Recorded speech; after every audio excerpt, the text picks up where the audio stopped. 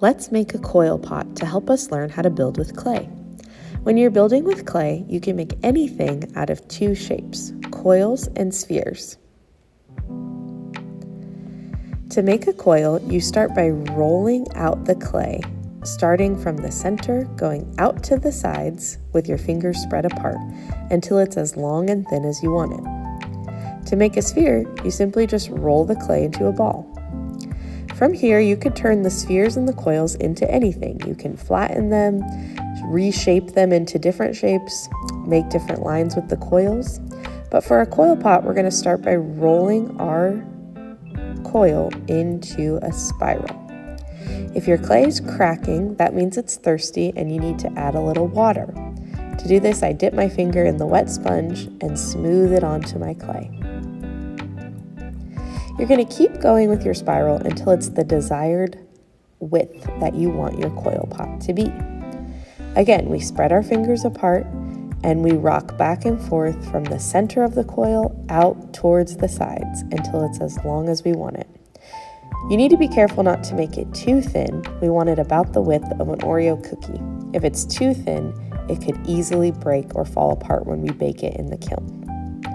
Whenever you attach things with clay, we need to remember scratch to attach. You'll use a scratching tool to scratch up the thing that you're attaching and the base that you're attaching it to, and then you'll get it wet using the same wet sponge. Then, once you've connected them, you want to smooth it out so that it's really stuck together.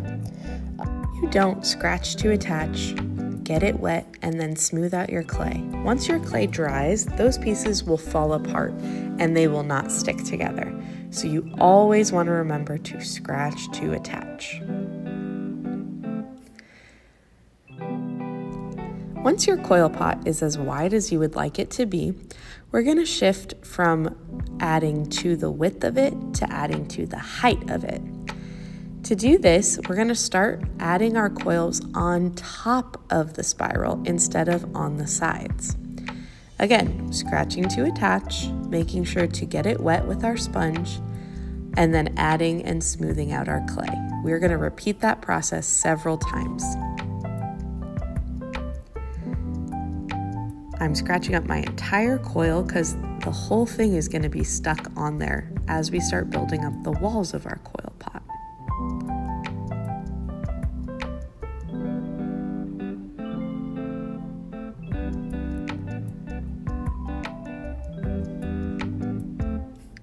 You will also start scratching on top of the coil itself as you wrap the coil up and up and up to make your coil pot taller. You'll continue this process until your pot is as tall as you want it to be. While building your coil pot, you can also experiment by making spheres and spirals or other types of line with your coils to make different decorations on your pot. Just remember that whatever you want to stick, you need to scratch to attach.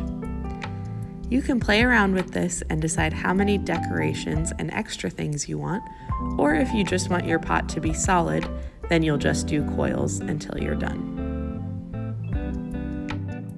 Remember that if you see your clay starting to crack, it's because it's thirsty. The more we play with clay in our hands, the drier it gets, so you may have to add some water. Adding water can also help to smooth out the texture and cover up any imperfections.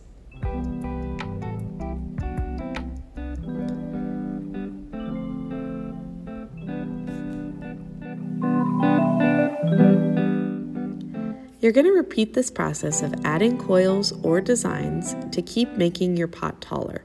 Remember to scratch to attach, and as soon as your pot is as tall as you like, you can be done.